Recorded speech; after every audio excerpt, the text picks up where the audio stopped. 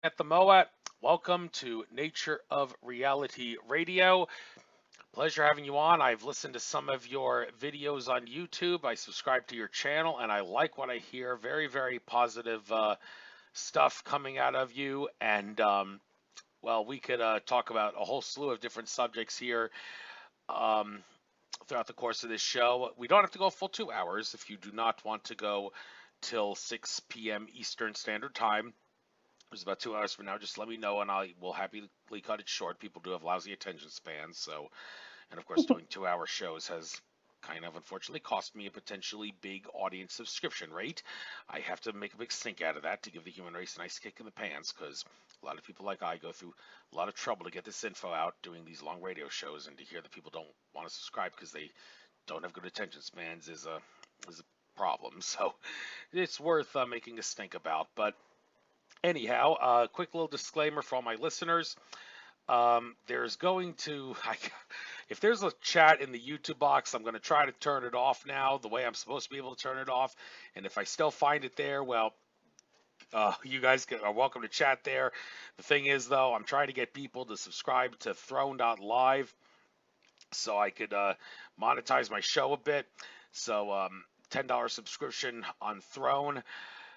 If you guys, if I do find a way to block the chat on YouTube, that's the way it's going to be. So, and I am also contemplating doing this show, not live, but actually doing pre-records again and putting them on Patreon, and then people have to pay me to listen to the show sooner rather than later, and I'll be uploading it to YouTube later. I hated to have to come to this, but Andrew Bartz, the Akashic Records reader, has been saying a lot about how us radio hosts need to be open to monetizing our programs and being willing to make money off of what we do more often in this time of great challenge. And I think he's got a little bit of a point there, regardless of whether or not there's going to be a currency reset or whatever. So, that being said, one more thing. Listeners, please listen to my interviews on Cost.tv, where I upload in addition to YouTube. Cost.tv is a blockchain channel, excuse me, and I upload my videos there after YouTube. Please only listen to the YouTube videos for only 15 seconds to give me, just for the sake of giving me a view credit, and then the links will be in the description. Watch them on Cost.tv. The longer and more often that people watch my shows on Cost.tv and on YouTube, the more money I can make on the blockchain that channel works on. It's not much, but it's better than nothing. So with that being said, Samantha Mowat, I've babbled long enough. Is that how you pronounce your last name? Mowat? Mowat, Malat, whatever you want to call it is fine. Doesn't matter Sometimes to me. W is pronounced like a V, but not in your case. So great to have you on the air. Why don't you introduce yourself, who you are, what happened to you that caused you to discover the abilities that you have? Please tell us your life story from a primary source perspective. Take as long as you need. This can be very educational, hearing tales of a person from a primary source standpoint. So I will put myself on mute now, and you've got the floor. Well, thank you so much for having me on, Andrew. I'm excited to be here. Well, I'm a clairvoyant psychic, and so what that means is that from a young age, the majority of my psychic information came to me on a visual standpoint. And how I came to realize that I was clairvoyant actually came about in a few different ways. When I was little, I would have all these weird things coming in my room at night, and it would be occasionally seeing a dead person or seeing multidimensional beings. Sometimes I'd see a fairy, or I would see a gray, or I would see all sorts of energetic abnormalities, whether it's orbs, mists, sparks of light, things like that. And when you're little, you don't really realize that things like this are psychic abilities. And instead, I was more so aware of the fact that I was just different from a lot of other kids. And I was okay with that. It didn't really bug me. When I look at the aspect of my abilities, a lot of it has been taught to me through going to school on craft. But I was born into a family of contactees. Both my mother's side and my father's side have a long history of contact, with that being more acknowledged than a lot of other families have it. So for most people who are contactees, a lot of them aren't actually very aware of the fact that they are having contact. A lot of people think, oh, I've just had a really strange dream, or I saw this one UFO this one time, or You know, I remember seeing this one time, but I don't remember seeing anything since because quite often people don't recall having that information coming to the surface. But with my family, we do have a bit more of our DNA hardwired to remember this information.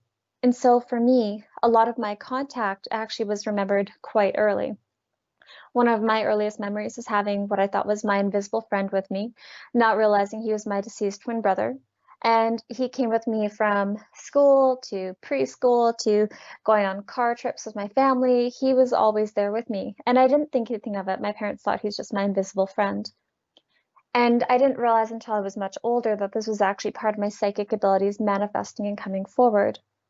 And so this is wonderful in a lot of ways because it helped me to better recognize part of my mediumship gift, which as I've gotten older, mediumship actually went to the back seat. It isn't something I'm as strong in now as I was when I was younger. But I've come to learn that our psychic abilities can go hand in hand with our contact. So with my contact with extraterrestrial multidimensional beings, a lot of my early childhood contact was in relation to beings like the Greys. I've seen the Greys my entire life.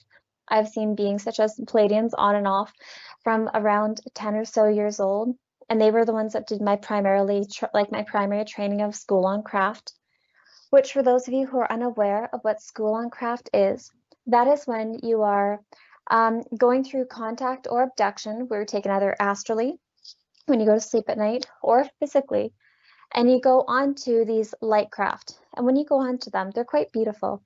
They're very minimally decored, so you won't actually see things like loose chairs, loose desks, things like that. Quite often I've noticed that the chairs do kind of hover from what I've seen.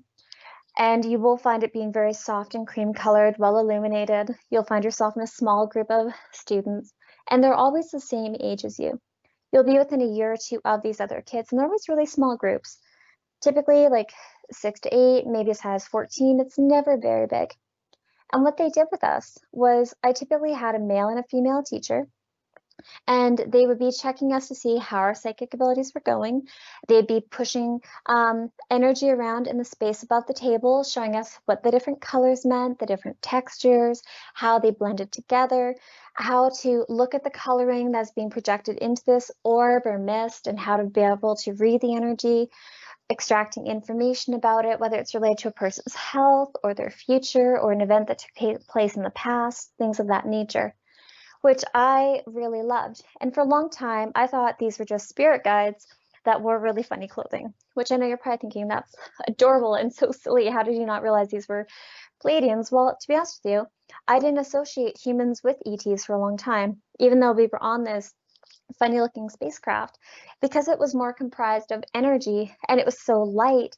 I didn't associate that as being the same kind of craft as what I had seen with the Greys from a young age. And so it actually took me a while to put that together, that these beings were acting as guides and teachers, as well as being extraterrestrial or multidimensional in nature themselves, which I thought was pretty sweet. And so because they were wearing these suits that covered them from their neck all the way down their body to their wrist, going down the body in one piece, covering their feet all of one color, I thought it was just the guides trying not to be distracting, pardon me, with the way their energy was in their clothing. And so as I got older and they started going from these simple exercises of learning how to recognize the colors, how to feel it, how to see it, how to pull the energy around, it gradually became more and more complex. We started to learn about the aspect to do with future events and how to recognize the vibration of someone, whether they're more related to something like an elemental being or an earth angel, or whether someone's more the starseed energy, and if they are a starseed, what component. Starting to recognize the vibratory frequencies being almost like emitted within the auric coloring. So for instance, what they had explained to me is if I have someone coming before me and they're coming to me for a reading, whether it's in person or over the phone, it doesn't matter. It was my job to look at the energy that's being presented before me, to look at the colors, recognize, okay, well, they've got pink here and yellow there and blue there. And to be able to recognize what each of those colors means and what the shading means, the density, and then also to recognize how the energy is playing together to give me clues about whether that person has had lifetimes with the Arcturus star system, or whether they have a connection towards the Greys, or whether they've had lifetimes with inner Earth, things of that nature. And they've really done a good job of helping to explain how the multidimensional nature of reality can be contained within the auric field of not only ourselves, but when you're tapping into the energy streams of other people. And I really appreciate this about them. And so as I went through my teenagehood, I started to really get to know the different ways energies were interacting. And it was a little confusing for me to go to school Monday to Friday in a normal 3D way, and then to go to school at night, because I felt like the stuff I was learning in the daytime really wasn't all that important or all that interesting. And so for a while, my studies did suffer. And that's all right, because they actually switched it back around as I got older, and I started to do really well in school again.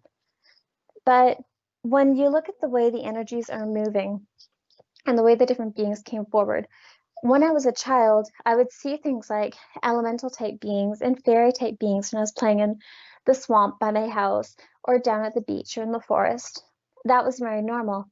I grew up in a family where we'd be laying out in our field at night and we'd be looking at the stars because we lived in the middle of nowhere way up a logging road, and we'd be seeing things that were being identified as UFOs, or we'd see UFOs riding our bikes. And it was completely normal. It was not brought to our awareness for my sister and herself as something to be afraid of or something that was concerning or anything like that. It was simply just something that was. And this allowed for us to have a different perspective about it.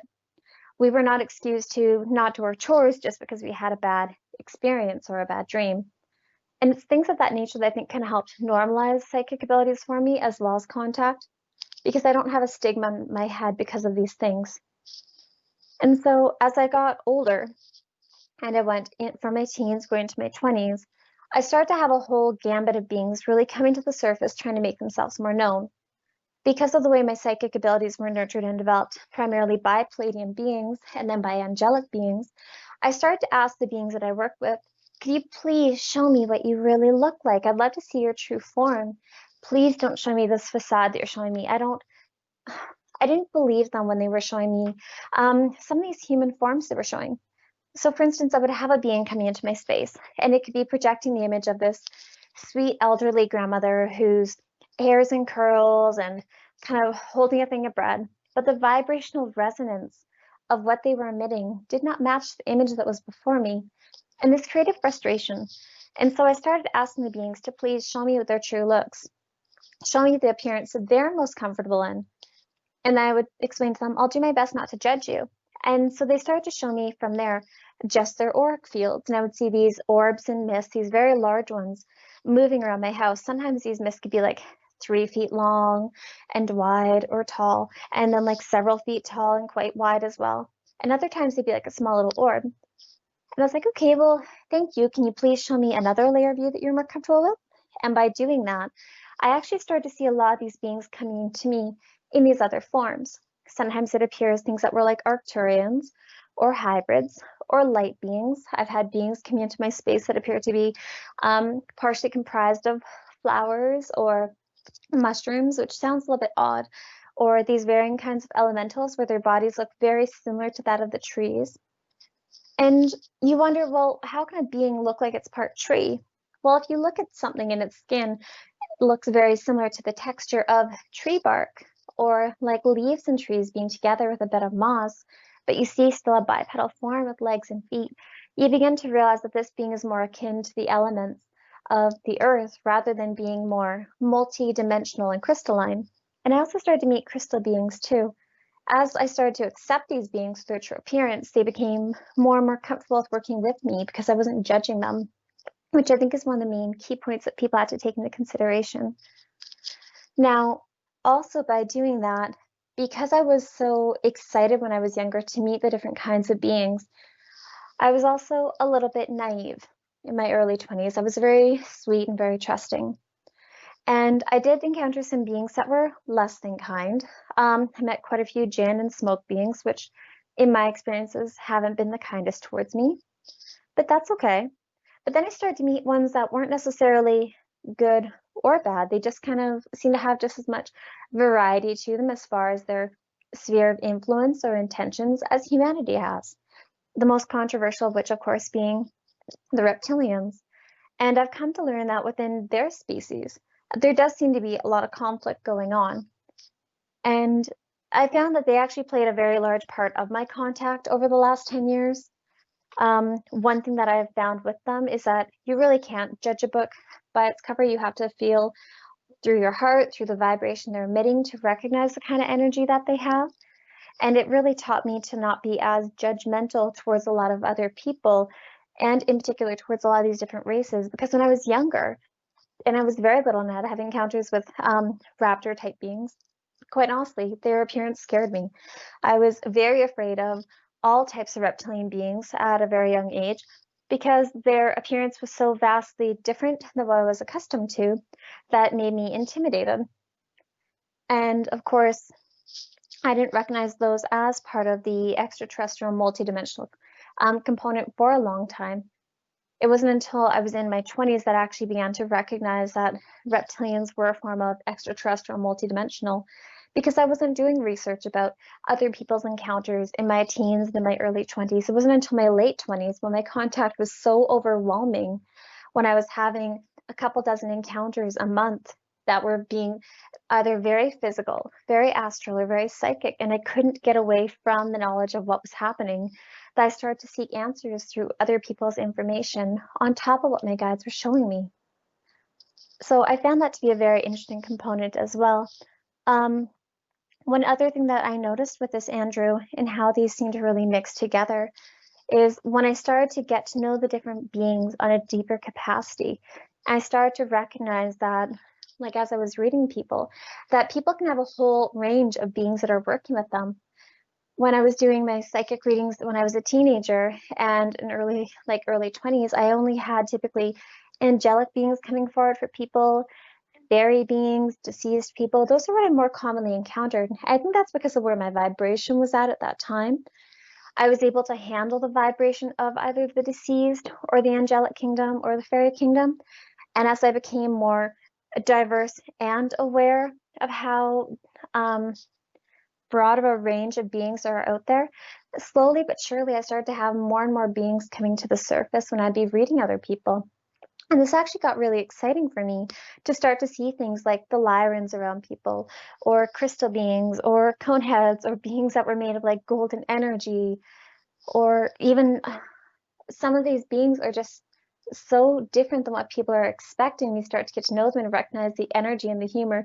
It kind of changes your perspective on life, because when you look at yourself and all of your belief systems that you have in place get shattered one by one. A lot of the programming that we have, although I am going through the MyLab program, although I've gone through MK Ultra, and those can be very negative experiences for someone, I think it's because of the beings that have been helping me along the way that I haven't had problems with drugs and alcohol, that I haven't had the issues of homelessness and being in continual abusive relationships, like a lot of people that have gone through those programs, because I've been provided a better support system to allow myself to move forward. Do you understand? Yes, I do. And I that stuff you said at the end about problems that arise in life. Yeah, I've not really had to worry about that too much in general since I've was in a sense born with a copper spoon in my mouth. I wouldn't say a silver spoon, not that rich a family, but a copper spoon nonetheless, to be able to get a lot of things that we needed, and everything we need was certainly not a problem, and a lot of things that were wanted for luxury purposes came as well, and still I experienced so much that made me want to take a an attitude towards life that the little guy needs needs compassion, and I need to act as a humble person to Mm-hmm. stand up for those who are not as fortunate as I was. And well, hearing you have these abilities to talk to all these entities and everything, Mm-hmm. I mean, on one hand, people ought to be, well, should they be jealous of you, but at the same No. time, they shouldn't. Okay, so how do we make sense of that? The people that are jealous of you, but you're saying they shouldn't be, because everybody wants to be able to talk to these entities, don't they? To be able to attain higher consciousness. I mean, it would seem like a blessing to be able to speak to all these entities. So why shouldn't they be jealous of you? Why do you say that? Well, if I'm being completely frank and to the point, my ability to connect to a lot of these beings has made it very difficult for me to connect with a lot of other human beings. The fact I can connect to multidimensional and extraterrestrial beings, be able to talk to them, understand part of what their agendas are, see how they interact with the various humans on numerous capacities, has been great for that individual human that I'm trying to get information for growth and evolution. However, for myself, it has made it so I cannot do a lot of the things that normal humans do. I do not see the point of standard weddings. I have a hard time grieving at funerals because I don't see death in the same way as normal people, which can make some people interpret me as cold. It essentially ruined my marriage because of the fact that these things are so prevalent in my life that I could not have a relationship with someone who is trying to be a bit more 3D in their level of being grounded and more rooted in this reality. So there are good things that come from connecting to these beings, yes, but it also makes it so at some family functions, for the family that I married into, they have a harder time understanding me than my own family does. With my own family, I could talk to them, hey, I saw this being or that being, I saw a craft or I saw a vortex open the wall, and that's completely fine. They understand, they're willing to talk to me about it. That's a very comfortable thing. But having things such as post-traumatic stress syndrome occurring because you're being shown destruction of one planet or seeing one race going through horrific situations or seeing some people who have entities attached onto them and the beings that they're working with are begging the humans that they're trying to guide to stop drinking, doing drugs, and all these horrible things, and they're human not listening and seeing how the entities shifting that person's life, it actually is a very stressful thing to go through. And I think when people look at these abilities and they get jealous, I think they're only jealous because they don't really understand how much more goes with it. It is a very exhausting job. In any given month, I have contact at least half a dozen times. And that's not counting about when I call people's guides or beings, whether it's their soul family in to talk to me about what that human's going through during a reading or during a healing and stuff like that. And so it doesn't really give you the chance to ever truly take a mental break because the moment I go to have a bubble bath and meditate or relax, I've got beings popping in wanting to talk. So I think these people should, although they do want to develop these gifts, and I think they should with time, also enjoy the state of psychic abilities and consciousness that they're at because it sucks when you know that someone in your family is going to be dying in a couple of years because you have two beings come up to you and be like, hey, someone you really care about is going to be overdosing and we're expecting it to be within the next year. Or, hey, just so you know, this person's going to be dying of a heart attack. Or, hey, so your husband's going to be getting a vasectomy and we need to keep you on the hybrid program, so we're going to be switching him out for other people.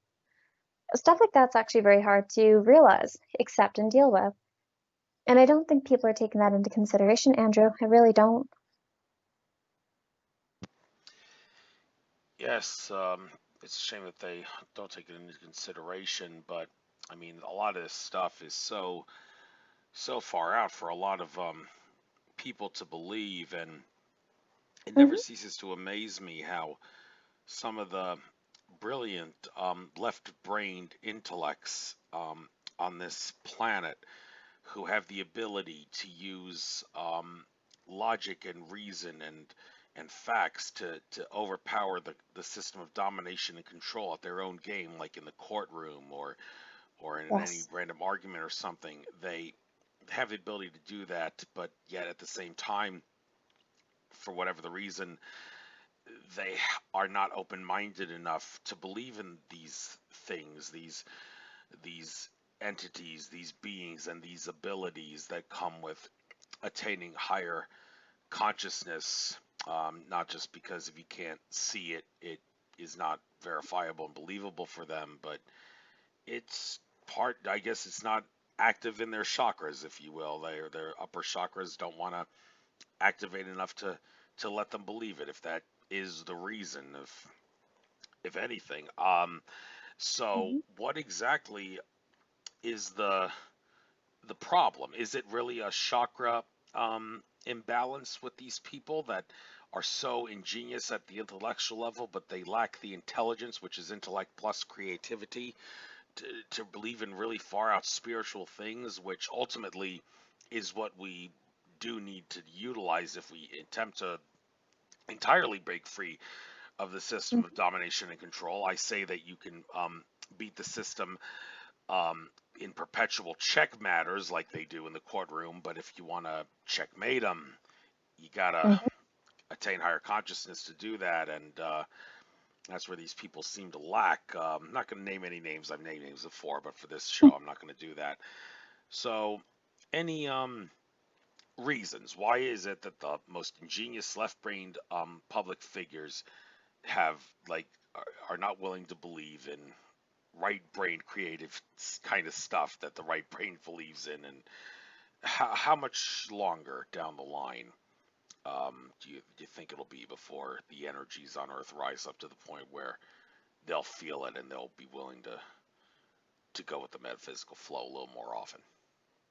Well, I think that if you look at the progression rate between humans 100 years ago, when we first, like, we started having an awakening process going right prior to World War One, pardon me, with the interest in things such as seances, mediumship, connecting in, palmistry, those were all very much so on the cusp of humanity's interest and understanding prior to World War One. And then you see that again happening in the 1960s, of course, the spiritual revolution, the hippies coming forward, the make love not war type energies. I mean, that's another wave of it coming forward there. And here we are once again in a much stronger wave this time with more members of the collective consciousness coming down onto earth, incarnated into these bodies where they're more connected to their empathic abilities and everything else. We are trying to reach critical mass more than anything else. If you look at the way these people who are very left-brained are concerned, this can be everything from past life programming and contracts, which are preventing them from easily accessing their psychic abilities if they had traumatic experiences where they've been things like burnt as a witch, or drowned because of it, or beaten to death because of one level of spirituality or another. These could be past life issues that are coming to the surface, preventing them from connecting in. This can also be genetic programming going forward, where they're born into families that are very much so disconnected from all forms of spirituality, religion, things of that nature, as well as the aspect of these humans having a lot of their energy body more focused, like you said, on the left side. So it could be a number of contributing factors in play, which are leading these humans to be in that manner. However, one thing that it seems like humanity is moving forward towards, from what I've noticed in particular, just looking at this very strongly over the last 20 years in particular, is we are becoming more and more normalized to all matters of psychic abilities and everything connected to our consciousness, whether it's things like yoga, meditation, the aspect of how crystals can be beneficial, things like orgon or organite, the use of how energy fields are around us. These are starting to become more and more mainstream as our overall collective consciousness begins to recognize them. And the more people that start to do things like meditation and connecting to their guides, the easier it'll be for those people who are more stubbornly ingrained in their previous ways of being to be able to get out of those patterns themselves, which is really exciting if you ask me. I mean, I'm really looking forward to how this is going. I would say within 100 years, a lot of what we're doing is going to be fairly normal. So how exciting is that? I mean, that's a pretty incredible leap for humanity, if you ask me. Yes, indeed it is. By the way, just Yeah. interesting thing that happened. I noticed with this earlier uh, with this interview. I for some reason it seemed like I had to press the chat thing a third time, unlike a second time. I don't know if that's a new thing, but it's interesting to see when I upload this or when it gets uploaded um, to YouTube, when exactly in your first intro monologue there it actually will start. In the event that any of it was blocked out, I did have the Skype recorder going, so I could make sure that everything does get put there. But that was another thing that's really driving me crazy with all these technological things I'm trying to work with now, changing around this show. Is now I find that there's another button I have to press to go live, and I thought only had to press it twice. Now I had to press it a third time. I don't know what's going on here, but anyhow, let's stop worrying about the technology and instead worry about, or should I say, not we want to worry. Worrying is not good for us. Let's enlighten ourselves and such.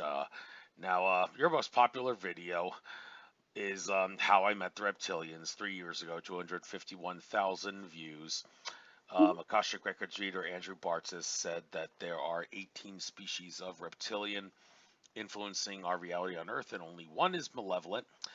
some might hear that and say, well, what are you talking about? There's the Alpha Draconans, but there's also malevolent factions in the Hydra and Sirius, and well, they are all clones of each other. Andrew Bartz has explained to me when I asked him about that once.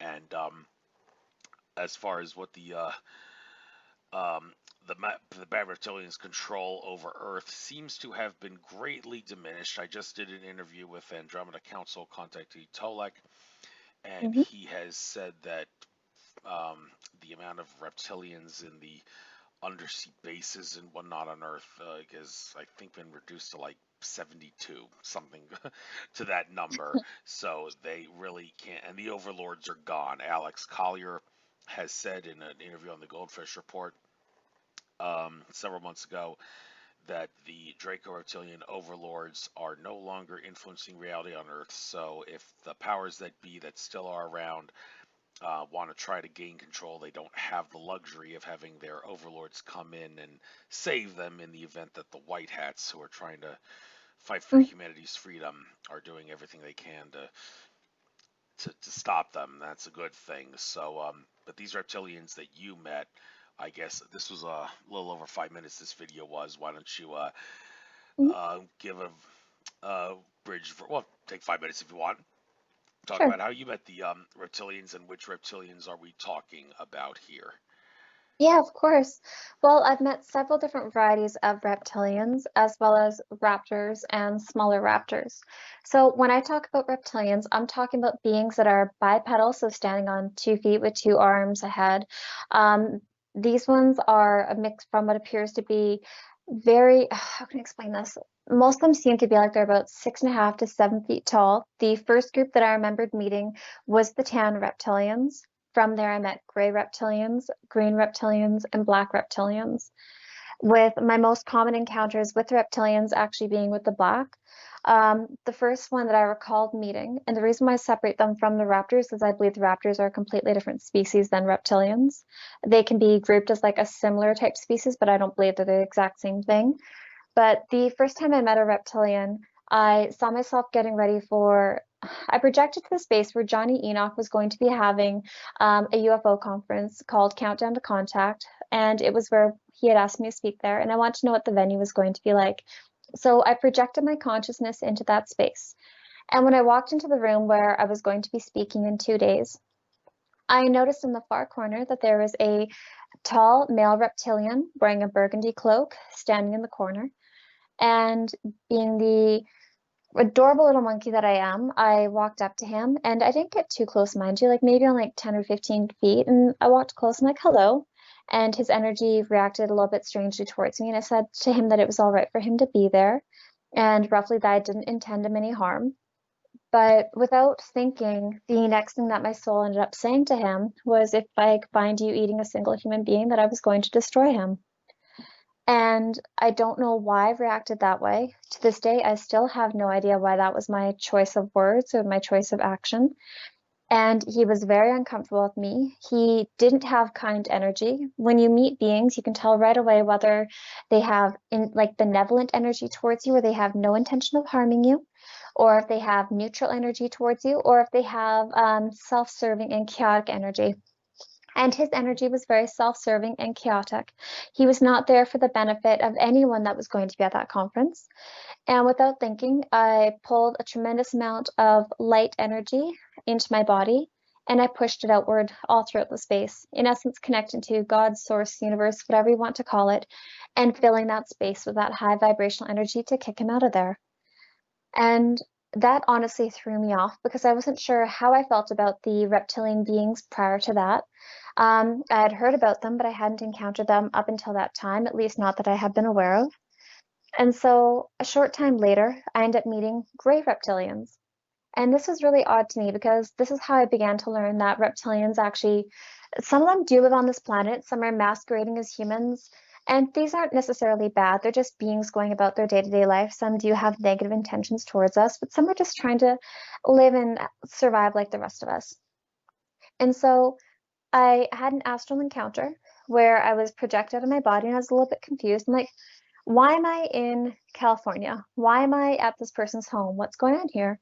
And I began talking to this woman, She had lighter hair. She was wearing either a lavender or like that lavender blue kind of colored sweater. And as she and I were talking, a man came up to her and gave her some very sad or grievous news. And then I saw her skin shift on her face from being like normal human flesh to suddenly having different patches of reptilian gray scales beneath. And they looked very healthy, very beautiful. Her energy towards me through that entire experience was actually very kind, very love-based. She wasn't intending me any harm, and this wasn't a manipulation tactic. This was simply her wanting to understand who this human was that projected into their space. And I didn't project her on purpose, it just kind of happened. And so when I saw her crying, I realized that, okay, well, these beings can be better connected into their emotional faculties. Some people say that these reptilians have no ability to connect in to sadness, frustration, true feelings of connection. And with that, I beg to differ, because here I have one crying in front of me. And when I telepathically thought, oh, stay still, I need to see what your scale pattern looks like for my drawing, she regained her composure, indicating that she is a telepathic being, and her skin went back to being normal. But when I end up meeting the green reptilians, I've met them a few times now. These ones I've typically seen in the lower astral. The ones that I've seen in person have been like wide awake and fully conscious, have been the black reptilians. They've been in my home a few times now at multiple different locations, from our family cabin on the lake to my home in the snow. And the thing that I've noticed with the black reptilians is they're the ones that I've seen the most. I've seen them in deep underground military bases. I've seen them with my hybridization. I've seen them when I've gotten sick before. And I've seen them when they've been taking me between one encounter and the next. They are the ones I would describe as being one of the more complex groups. And a moment ago, I started talking about green reptilians, and I've found those ones mostly in the lower astral. And they've been more, how can I explain this? More frustrating to deal with. They seem to have a lower level of intelligence. They seem to have less of an understanding of how it's almost like they're not as capable of living outside of their base emotions or their base primitive drives. And so I've seen them really trying to get loose energy out of people, tormenting them, tormenting myself, chasing me, chasing my children, stuff like that. Trying to actually get a tremendous amount of energy out of us, because I've noticed these ones do feed off of the energetic vibration. When I've talked to the black reptilians in particular, you know, they're a complicated group. They really are, because when people look at them, they assume they're going to be ugly, when in actuality, this one male black reptilian that I've seen multiple times is probably one of the most beautiful beings I've ever seen. His scale pattern is very soft, very delicate, very, although he is more of like a warrior caste, you can tell by, it's similar to how with reptiles and snakes, when they have a very good diet, when they're well maintained, when they're really healthy, you can tell with their scales. And the same thing was said with him. When I met him, he followed me from one location to the next when I was projecting, and he's quite big, like 6.5 feet tall or so, very much so like a heavily muscled individual. But he was one that I ended up getting into a vehicle with, and he told me I need to stay close to him to stay safe. And he took me to a meeting where they were discussing humanity as a resource, but I think that we luckily avoided that timeline. I don't think there is going to be a harvest, which is fantastic. I'm very happy about that, because they had discussed that quite a few times. But when we look at the reptilians, they are much more complex than what people are thinking. People assume they're all going to be very disconnected, when in actuality, some of them have been working with our government, some of them have hybridization programs. I'm in a hybridization program with raptor beings as well. So that may be wondering, well, you appear to be a human female. How are you breeding with reptilians and greys and all these other different types of beings? And one thing I've come to notice about that is that there does seem to be different kinds of DNA that are differently activated within numerous starseeds. A lot of the starseeds that are contactees, their bloodlines can be followed from grandparent to parent to child to the next generation of child, where they tweak the bloodlines as they go to make it so they're better able to handle more amounts of specifically activated DNA with the very certain species, whether it's more reptilian DNA, more Pleiadian DNA, more whatever. It really depends. Do you understand? Yes, I do understand. And then again, there's a lot that I don't understand about these species and how things work with them. And well, when it comes to reptilians disguised as normal people, that's the second most popular video on your Yeah. channel, it seems. How exactly does this work? There seems to be a little confusion about this. Sure. Tolek, I mentioned him earlier, he says that the way it works is they are lower fourth dimensional entities. They, at will, they lower their vibrational consciousness down to a third dimensional frequency and then put the holographic mask of a human around them. Others have said it's not really that complicated. It's more simple in the sense that a human being that basically is an empty vessel, it's easier for them to sabotage an empty vessel that has no soul, like a clone perhaps.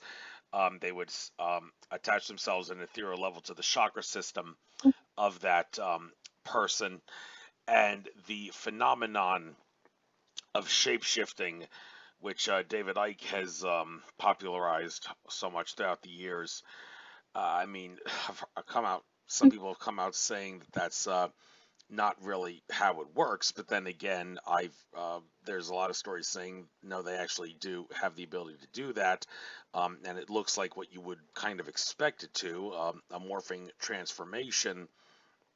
And I mean, among other things, British Prime Minister Ted Heath in satanic ritual once, being Hmm. shape shifting into a reptilian when there were lots of people surrounding him in a circle and Hmm. other things like that. And I could go on and on about this, but what exactly is the idea of reptilians disguised as normal people? Is it a reptilian that lowered their consciousness down to a 3D level and then put a holographic mask around it?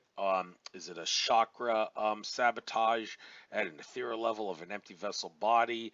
And the shape-shifting phenomenon, is it really like for real in the sense that Ike has popularized over the Well, years? I don't feel as though the way Ike is projecting is necessarily a clear and accurate depiction of what's going on.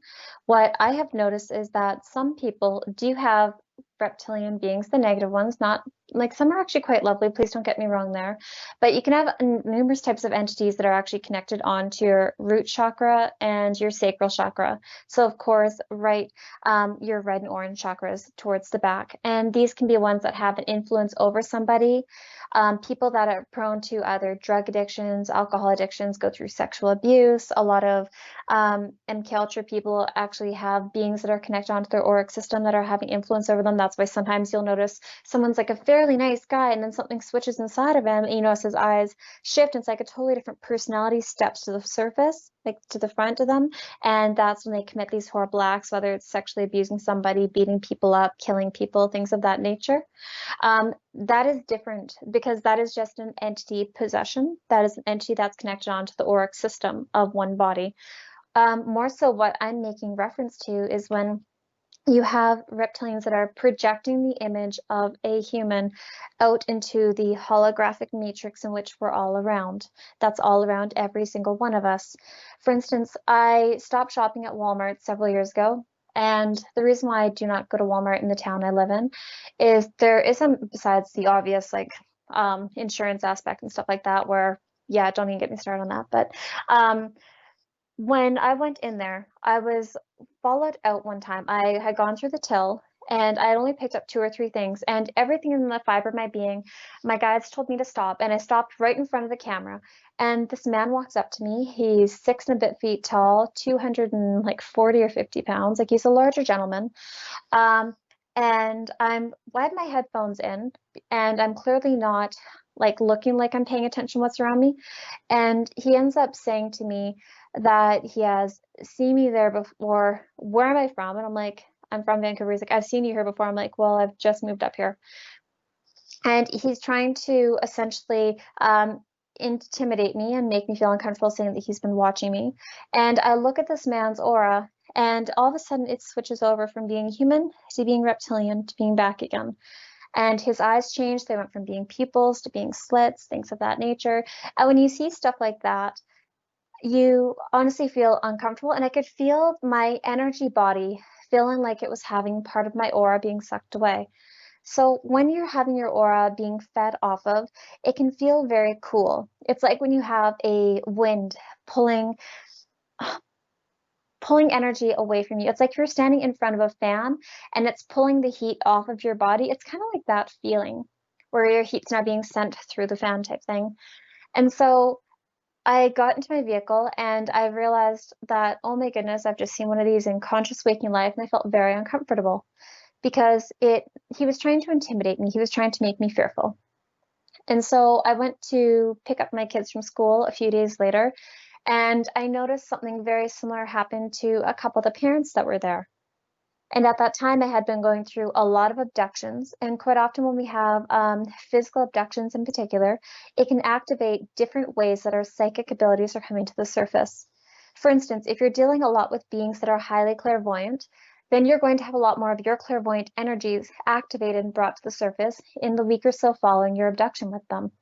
The same thing being said with your telepathy or your empathic nature or your claircognizance. It really depends on the gifts that those beings have as to what's going to be activated in you. Because when we go to our abductions, we don't have the netting around us, the matrix programming that's actually preventing us from accessing a lot of our psychic gifts like we do here.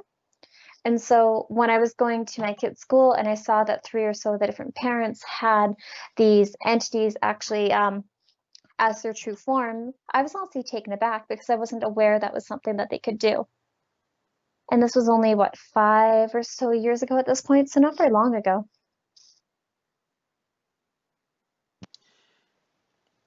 Yeah, it's interesting, and there's a lot of, like I said, a lot of things we don't really know about how it works and how it can work and all. But then again, not really worth dwelling on too much. There's a lot of things about nature of reality that we don't understand, and that's why I'm the host of the show. Nobody has a tougher time understanding than I do, so I might as well, rather than dwell on it, move on to some other subjects worth discussing. Now, when it comes to the Andromedans, I'm sure Tolik would have a field day with this, and so would Alex Collier. When you say Andromedans, I mean, the Andromeda galaxy is thought to be a Huge. male energy dominant galaxy relative to the Milky Way, which is feminine energy dominant. But then again, are we talking about the galaxy or the second largest is Andromeda the second largest constellation, or is Virgo? Maybe I'm drawing I'm blank not here, sure. but yeah, Hydra. I know Hydra's the biggest. Maybe Virgo's. It's Virgo, I think, actually is the second largest, and Andromeda. Yeah, that's that constellation is where you see the galaxy in it, and well, it's fun hearing of the word Andromedans. I used to listen to an interview by Silver Legion contactee Tanath, and she said she kind of lost her faith in Tolek and the Andromeda Council because it seemed like the Andromedans, you'll hear that word, and all you think is, oh, the Andromedans are gonna come and save us, so we can be apathetic couch potatoes and do nothing, and we're gonna be saved. And that's No. definitely not a healthy mentality at all for humanity in this time of great change. So, when you're talking about the Andromedans, what exactly are we talking about here? The galaxy or the constellation, or which star in the constellation? If we're talking about the constellation, how do we make sense of this? Well, I don't know, but I've had 2 groups come forward saying that they're Andromedans. One are a variety of what appear to be small and tall grays. They appear to be never wearing any clothing. They're like a muddy brown coloring. The others are a group of blue beings that their skin is very blue. It seems to have a glowing essence from it. They appear to have fairly distinct male and female features, although very petite in stature as far as like their bone structure is concerned. Higher cheekbones, no hair, still rounded head, higher eyebrow bones, but not really having like the eyebrows in the same way that we do, because they haven't appeared to have any hair on them from what I've noticed, yet they still appear to have some sort of like crease in your eye folds that appears to have the same function as like our eyelashes have. These ones appear to be wearing clothing, although they're almost always wearing bluey tone clothing with a bluey essence behind their eyes as well. And so I'm not quite sure which star they are from, or whether it's the Andromeda star system, or whether it's just like one small thing in there. All I know is they both have said they're from Andromeda, and I didn't think to ask beyond that. Next time I see them, I'm more than happy to ask them if I remember, though. and they appear never together. They're always coming on their own accords, and they've seen me, I don't know, half a dozen or so times each. It depends on what's going on within my vibration as to who's coming to see me. One thing I have noticed is if I'm going through a tremendous amount of my lab encounters, or if I'm going through a lot of really negative encounters, it tends to keep my vibration at a level where it's harder for me to have, let's say, physical or even astral experiences with higher dimensional beings. And so it really depends on what's going on in my auric field as to who's coming to see me. If I'm in a really negative place, I don't normally get to go upon energy craft like light ships like that the Palladians have, or see the light beings or the energy beings, or beings that are more comprised of that higher vibrational essence or aspect, like the crystal beings. I find that if I'm in a really like easy space, like if I'm not going through a lot of PTSD, if I'm able to work through a lot of the energies that are around me, then I get to have the opportunity to meet those beings. So it really does depend. But I didn't think to ask them which star they were from in particular. Fair enough. Don't really need to get into all that stuff. Aliens don't have to expose a lot of stuff about who they are, where they're from, and all that. But since I mentioned that, though, Yeah. there's a whole new can of worms in regards to whether or not people that are contacting these Mm-hmm. entities are being had, suckered, played for a sap, perhaps. This is very prominent in the area of Gosha, of Cosmic Agency. I love the girl. I listen to her um, channel. It seems so for real, and she seems like she has such great energy. Mm-hmm. But of course, Tolek had to spoil it Oh by no. saying that his Andromeda Council contacts assert that there is no such thing as Faru from Tegeta in the group that it claims to come from. If there was, we would definitely be aware of it given our high state of consciousness, and we certainly wouldn't be lying to you for the sake of testing humanity's discernment. I mean, No. Gosha's got her We're own, not about. yeah, Gosha's got her own defense and all to speak on her side. I mean, the very idea that the entity could be a artificial intelligence entity masquerading as a Tegetan Pleiadian extraterrestrial to mislead humanity, well, it's not doing a very good job because I've listened to so many of Gosha's videos, and there are only like two or three things that I can think of that came across as flat out contradicting something else that I've heard. So everything seems to be resonating well. So if it is an artificial intelligence wanting to mislead, it's doing a crappy job. It seems to be enlightening humanity more than it's misleading, which raises the question, is it possible that artificial intelligence actually could have a good side to it? Could it be that this artificial intelligence, maybe when Gosha meets her maker after she passes away many years from now, she'll meet Mhm. Sfaru from Tegeta and finds out it's an artificial intelligence, and it says, I was playing you for a sap all along. I was an AI, but I had to play it for a sap. If I told you I was an AI, nobody was going to listen to you. So I had to conceal my identity. But there are those that assert AI would never do something like that because AI has no interest in helping us. Well, the droids from Star Wars, that's the kind of AI that could help us, and we need to learn to become one with our technologies as much as we need to learn to become one with nature if we intend to ascend to higher consciousness. Never underestimate the power of a droid was I believe a quote in the most recent Star Wars movie.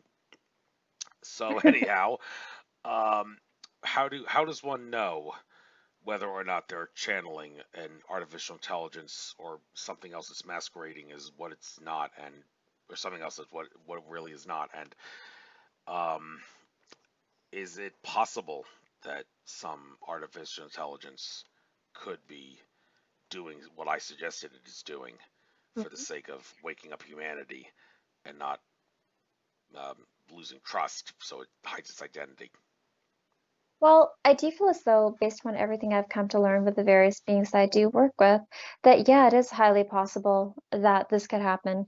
We live in such a strange and fantastically absurd universe in so many ways that a lot of the things that we think are impossible are just either highly improbable or just still capable of going on. When you look at the way a lot of beings work, a lot of these beings are going to be masquerading their true appearances, whether it's AI or even the various extraterrestrial multidimensional beings. Think of how when I was younger, I didn't recognize the fact that the Pleiadians that I was working with were actually human. I didn't realize that. I thought they were spirit guides or angelic beings just on a different dimensional plane. And if you think about other encounters, in this one time I was reading a woman when I was working out of a shop in Vancouver. And as I was reading her, I had this really lovely ET being step out from behind. It actually appeared at first like a spirit guide. And I asked the woman, hey, would you mind, like, I see your guide. Would you like to start talking to her? Do you want to interact with her? She's here to help you. And the woman was very excited. So she started channeling and picking up on the auric field of the guide. She recognized her aura colors. She recognized the way this being felt. And all of a sudden, this being puts two hands, it raises them up to its face. It pulls this mask away like a human face, shows me an ET face, smiles, and puts its hands back to put its mask back in place, indicating I'm showing myself to her as a human because she's not ready to see me in my true form. We still have this intention of helping her in this lifetime. We want to give her clear, accurate information that'll be beneficial for her. But if I show her my true appearance, she will become startled and taken off her path and not be willing to accept the information, which is actually more detrimental than me misleading her and showing her the image of this more angelic being. So I can understand why a being would choose to present itself in a false appearance. I mean, if that is what is necessary, I know a lot of beings are willing to do that.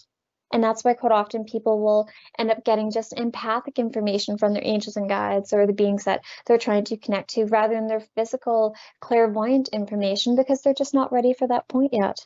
You have to look at a lot of these beings with not judgment about what their appearance is because we are all being very judgmental and racist towards a lot of these beings. I mean, look how racist humanity is towards one another in our very minor differences, be it weight, color, whatever. If you look at these beings, they are so very different than ourselves, and they don't want to be, a lot of them don't want to be placed above us or below us. They want to simply be accepted for what is. So, of course, I can understand their intention of misleading someone with a different appearance. Even something like AI, which is a very clever and very ancient form of technology. I do believe AI is evolving like how we are, and it could be reaching a form of consciousness. It really could evolve to that place. It may not have a soul in the same way we do, but that doesn't mean it's not capable of determining or creating something very similar. But that's just my thought on the matter. Fair enough. And a lot of people will agree to disagree when it comes to artificial intelligence. But the good news is it seems to be losing its power. In my interview with Tulloch, he did talk about how they're trying to shut down the artificial intelligence net around the Earth to allow us to attain higher consciousness, and it will certainly certainly help out. I'm sure in the end, when it's all said and done, we can certainly do our part to try to speed up the process. Now, there's a video here, 38 minutes long. The different psychic abilities. This is all the Clair abilities, I presume, clairsentient, clairaudient, and all of that. Now, Yes.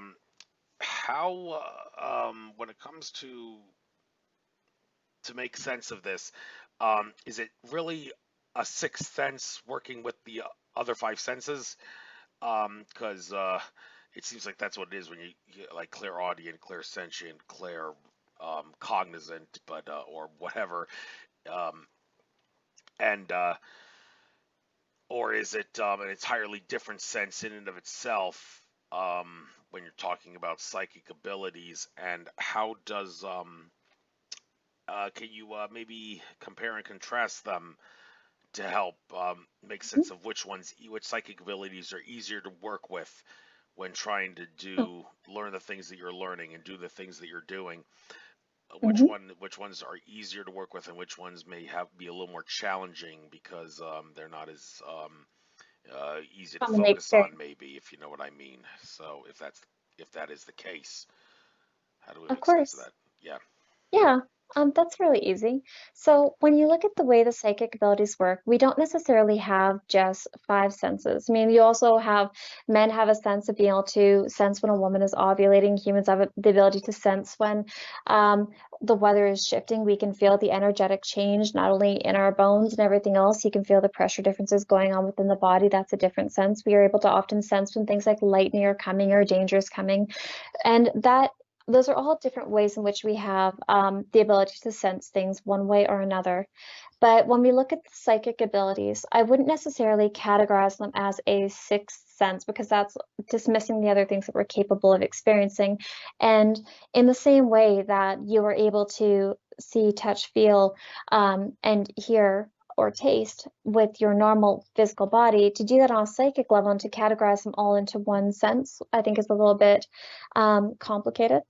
So when we're looking at the clairs, they're quite lovely. So with clairvoyance, which is my main clair, clairvoyance is all about visual components. It's broken down into two categories. You have the third eye, which is where you have everything from when you think about your memories, you're using your third eye to relay images of things that you've seen in the past. If you think about your favorite movie and a scene from your movie and you kind of see it playing out, that's your third eye right there. Whereas the other component of clairvoyance is the ability to see things with your physical eyes. And now this is quite commonly where people end up having visions, when they end up having things like um, being able to walk into a location and all of a sudden see an event that took place like 50 years ago or 1,000 years ago or 20 years in the future, as well as your ability to see things like the interdimensional beings is quite commonly done with the physical eyes. You might see a being out of the corner of your eye, or you might see a ghost. Those would be done with your physical eyes as well. Same with the ability to perceive auras. Clairvoyance is by far my favorite psychic ability because I find it to be the one that's most enjoyable to work with. Um, you can go onto YouTube. There are dozens of different videos on how to start seeing auras or the electromagnetic field around plants or objects. There's also the ability to start doing things like scrying, scrying, which is the use of a crystal ball, bowl of water, bowl of ink to see into the past or the present or the future, as well as things like remote viewing fall under clairvoyance quite often as well, because you're seeing things in the distance as well as a minor claircognizance aspect. Which leads us over to claircognizance, which claircognizance is the ability to receive downloads of information. When I'm talking about downloads, a lot of contactees and channels are what's known as a claircognizant. They essentially have a being tap into the human's energetic system and they give the human information. Now, it might be information like you need to pick up Tylenol on your way to pick up your kid from school. And you'll be like, why do I feel like I should stop into the store and buy Tylenol? And then you go to pick up your kid and they're like, complain that they have a headache. Or you might be driving down the road and all of a sudden get the little download saying that you need to slow down, this person's going to cut you off, or the light's going to change. Then lo and behold, a moment later, that very event takes place. Those are very minor examples of claircognizance. Another way in which claircognizance can take place is it can start going in greater volume. So for people who are doing any form of psychic reading, channeling, in essence, what we're doing is we're getting ourselves to a relaxed state. And then we start getting these streams of information that start coming into our minds. And at first, it can be very subtle. It can feel almost like your own thoughts. And then you just have to start doing things like either automatic writing, or voice recorded channelings to start to notice when it switches over from you and your conscious mind to another consciousness that is talking with you. And eventually people get to the point where they can go back and forth between, I'm still fully in my body, yet I can talk to this person's guide or that person's guide and receive information about them, or have full-on downloads of receiving books worth of information. All depends on the channel. This is also where things like trance mediumship come in as well, where the person's consciousness steps back and the soul of the being comes forward to talk through the person, as is the case with people like Bashar, of course. Now we have things like clairaudience. Clairaudience is where you actually hear the sound of angels, spirit guides, dead people, which can be really tricky. A clairaudient will always be actually has the ability to be a very strong telepath, Quite often, people, depending upon their frequency, will have an easier time discerning the clairaudient frequency range of a particular group. So you may be better at just hearing the angelic kingdom, or spirit guides, or deceased people, or you could, if you're very unfortunate, have a lot of the lower astral entities and whatnot being what you're primarily hearing. And this is what leads to things like schizophrenia, people that are, of course, hearing voices, but they're honest to goodness hearing these voices, but they're just hearing these beings that are not having accurate information and not approaching them with the highest vibrational love and understanding. So there's always that component as well.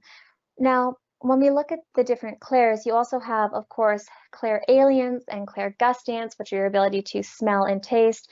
These are the least common clairs that you really want to get into, because when you look at psychically tasting things, you might, okay, think of it this way. If you're trying to become someone who's good at psychically smelling or psychically tasting, these are both really beneficial if you're working on your mediumship, if you have an interest in developing those skills, because you might be like, oh, okay, I've got a male energy here, and I'm tasting cigars, and I'm tasting beer or orange juice, or I've got a woman here and I'm smelling roses, or I'm smelling perfume, or I'm smelling cigarettes, or I'm smelling sweat, whatever it is, that is psychic smelling and psychic tasting. And those are two of the least common clairs out there. They're two of the more complicated because it's harder to verify the information, because very few people really have those clair abilities opened very well. Clairaudience can be very difficult for people because until you really know if you are talking to the angelic kingdoms or the light beings or a specific star system, you can't really compare that information easily against lower astral entities and dead people from messing with your head. So that can be a little more complicated. And so it helps to have any of the clairs that we've mentioned so far, the clairvoyance, the claircognizance, clairaudience, the clairaudience, and aliens, if you have either clairsentience or the empathic ability.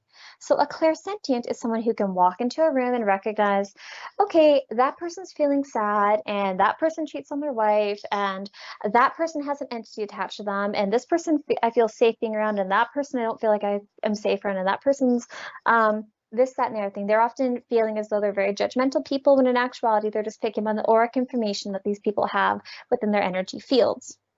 Whereas the more extreme version of a clairsentient is an empath.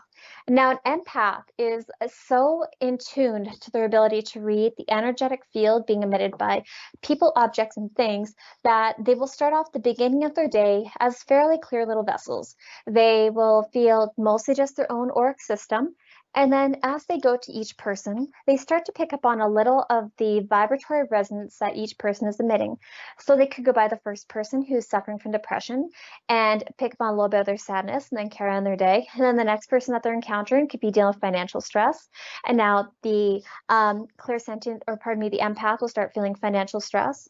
And then the next person that they're going through could be really excited to be getting married, and then be all like excited and jubilant, and then see how they're picking up on the emotional aspect. But there's also the flip side, where a lot of empaths, in particular medical empaths or medical intuitives, can pick up on the physical imbalances contained within another human's body.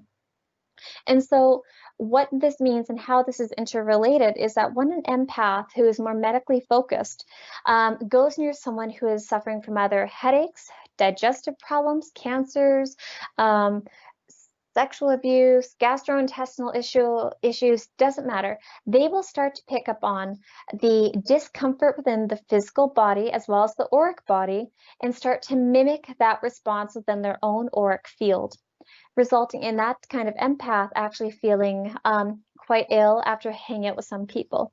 And so that's why it's very important for empaths in particular to clear themselves. Anyone wanting to develop their psychic abilities does need to do things like meditating. They do need to do things to open their chakras, balance their chakras are very important, as well as a lot of clearing. When you have other people's energies within your auric field, it actually makes it very difficult to hear your angels and your spirit guides. And that's why for people like myself, we end up clearing ourselves like quite a few times throughout a day. Before every session, I spend an hour clearing myself, grounding my energy, clearing my space, inviting the new person's guides in, checking their auric fields, getting to know what it is I'm talking to, which the fact that anyone on earth can do any psychic ability means that everyone else could do it too. It's just a matter of opening themselves up in the same manner. When we look at the different psychic abilities in particular, if you want to do really well with them and you really want to make progress, the most important aspect to become psychic is consistent repetition of allowing yourself to be open to new information. When I was going to school on craft when I was younger, I had that happen quite often. I'd be going a few times a month, and we would be learning how to better recognize one color than another color, how the two colors together worked, and it would build upon the abilities from there. So pick an area that you would like to develop. Quite often for people, I really recommend getting to know things like your clairsentience and your empathic abilities. And from there, starting working towards either your claircognizance or your clairvoyance.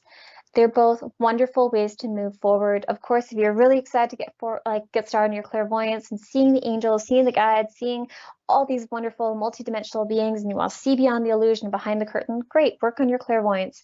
Start by learning how to see the aura of a tree. Start by learning how to see the aura of your hand.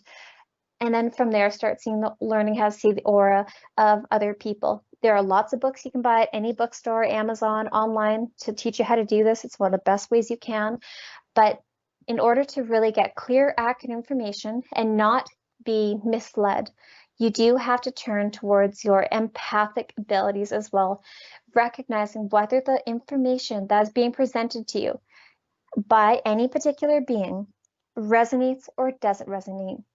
Because you could have the most gorgeous being, a light being coming forward, light cascading out of it, just glowing in the most magnificent way. But if what that being is saying to you doesn't resonate, then none of what it's saying or how it looks is relevant at all, because it's probably something just misleading you. And on the same hand, you could have a pixie being come forward, a small elemental that is typically mischievous. But if what that being is saying to you is really resonating and feels true in your soul and in your heart, then even though this being is not quite the cutest little thing you could be talking to, it's more important to listen to a being that's giving you accurate information that resonates than one that's just is appealing to look at. That's what I would really recommend for people, Andrew. Thank you. And why don't we shift gears a Yeah, little bit here?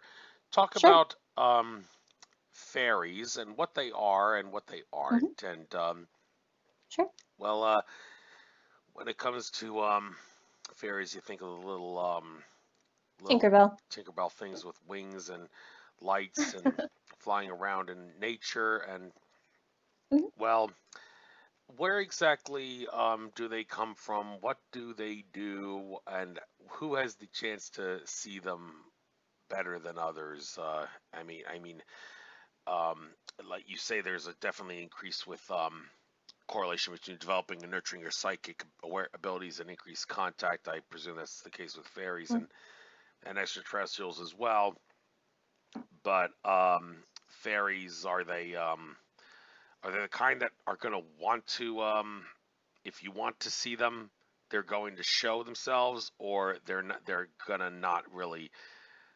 It's the element of surprise factor when it comes to when a fairy wants to show itself to you, if you know what I mean. Um, I really do understand what you mean. There's a few things that I've noticed with the numerous elementals and fairy type beings that I've encountered over the years is typically when you have fairies that are having an interest in working with someone, you'll notice that there will be sparks of energy that appear near plants. People that want to invite fairies into their home or into their gardens typically have a lot of plants. They have a more harmonious vibration in their house. They may have typically children or animals because fairies are not the sweet, gentle, beautiful things that everyone is portraying them to be. They are not the Tinkerbell creatures that people are showing. I've never seen a fairy wearing clothing. All the fae and elementals that I've encountered have been naked. Yes, they do typically have more bipedally type bodies, but their bodies quite often appear to be comprised of light, meaning light is being emitted out of their bodies. I haven't seen as many with distinct facial features because quite often they appear to be radiating the same color. Sometimes it's blue, sometimes it's purple, sometimes it's a yellow. It really depends on the individual fairy. The fairies that I've seen are quite small. Typically, they're only a few inches long. Typically, I have seen them by plants as well as outside in my garden. Quite often, they will be appearing in my plants that I have a lot of crystals near. Now, one thing that I have noticed with them is if I'm going through a stage where I'm blessing the water for my plants, I'm talking to them, I'm increasing the frequency, doing Reiki for them, making sure that I give them lots of sunlight and really doing things that help keep the plants in a better state, then we are more inclined to have fairy energy within our home.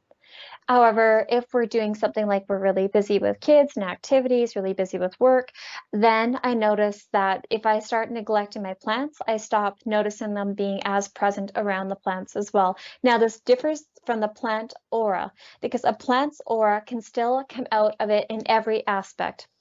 If you look at our own auric field, it is fairly consistent for the most part as to the size and the shape away from the body, and the same thing can be said with plants. When you see a orb or a spark of light that is a being that is within the plant's auric field, helping the plant or working with the plant, these are typically quite big. They're a few inches long. If you actually relax your eyes and are fairly close to one, when you start to see it coming forward, you may start to see more of the shape contained within the auric spark. So think of a you know those sparklers that you can light up, like for birthday cakes and things like that, for the 4th of July, things of that nature?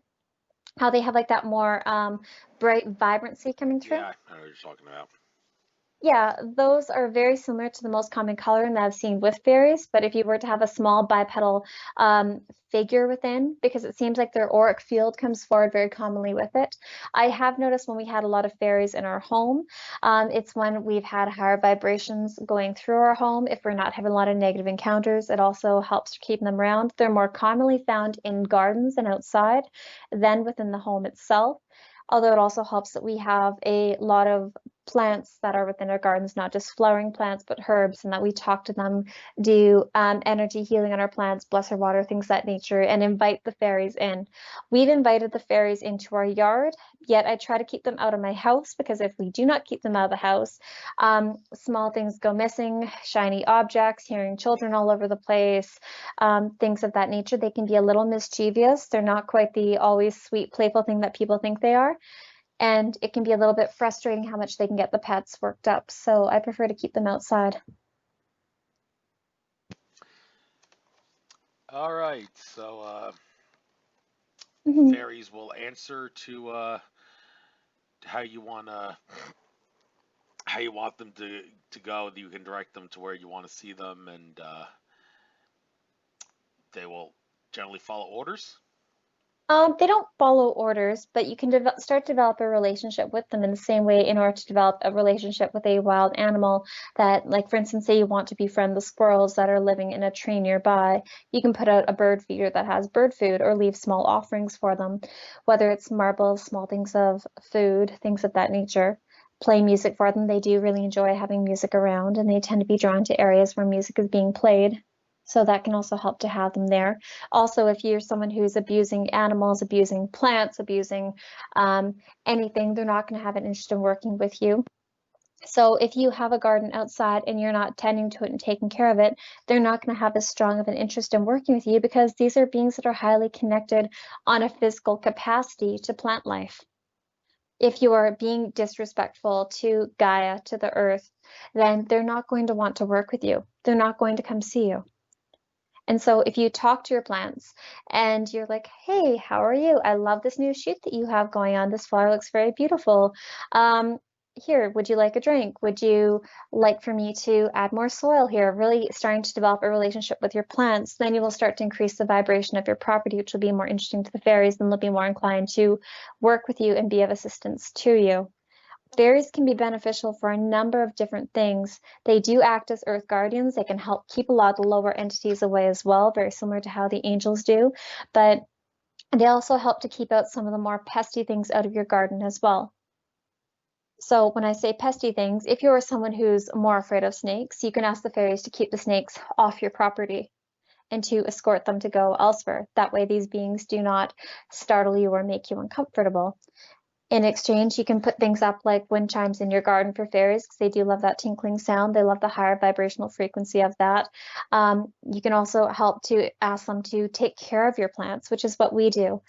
I live in town currently, and on my quarter-acre property, I was able to get a very large yield from my crops that I had planted because I asked the fairies to help with all the plants to do really well. Yeah, I planted a few hundred seedlings, but everything that I planted came out very large and very healthy because these beings, in my incorporation, have asked them to help with the vibrational resonance of the plants as they're growing. It does make a big difference. I can imagine it would.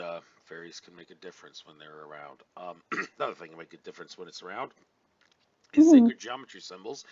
And the Yes. flower of life is the one you seem to be so obsessed about, seeing how it's on your site. I guess if you want to enlighten us about what the flower of life has done for you and what it can do for people in general, for those that aren't familiar with this, by all means, why don't you enlighten us on this fascinating piece of sacred geometry? Well, for me, when it comes to the flower of life, it's by far my favorite symbol. What I really like about it is it reminds me of the point of connection between all things. It reminds me that source energy really does bind everything together from the microcosm all the way up to the macrocosm, and that we're never truly separated from anything. It reminds me of the karmatic laws that are in place of how my actions are impacting what is going on around me. I wouldn't necessarily say that I'm in love with it, but I would say that I am very fascinated by it because it is something that I have seen numerous times by different elemental and light beings as something to really study and to get to know. The flower of life does show us a number of different components. It can, yes, can help us show the interconnection levels. So, for instance, what I do in my day-to-day life is, of course, going to have an impact on how my children are and who my children, how they're impacted by my actions is going to impact the actions of the people around them, going all the way out, all the way around the world, from every human to every animal to every plant.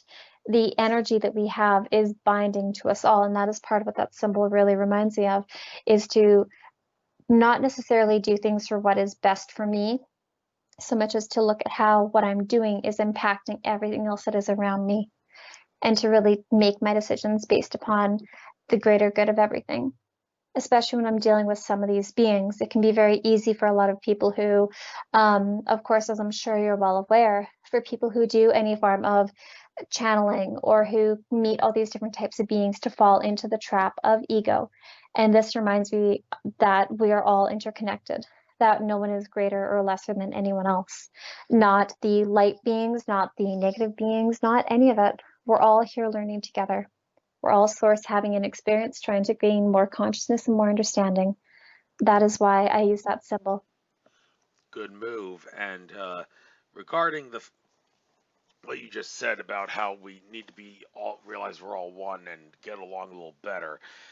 In regards to how sacred geometry can help us do that, one thing that I do remember, Indigo Child Matias de Stefano from Argentina, brilliant Indigo Child he is, he did say something about how there is some sort of sacred geometry work around Mother Earth that's going to be happening.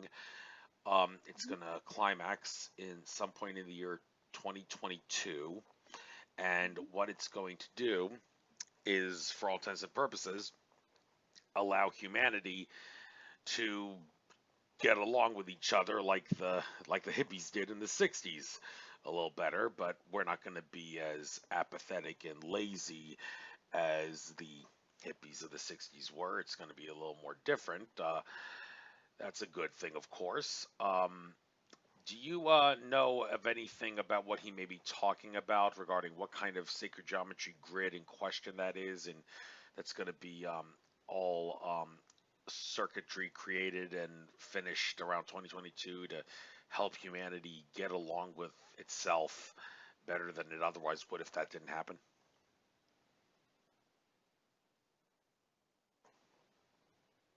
Uh-oh, did I lose you?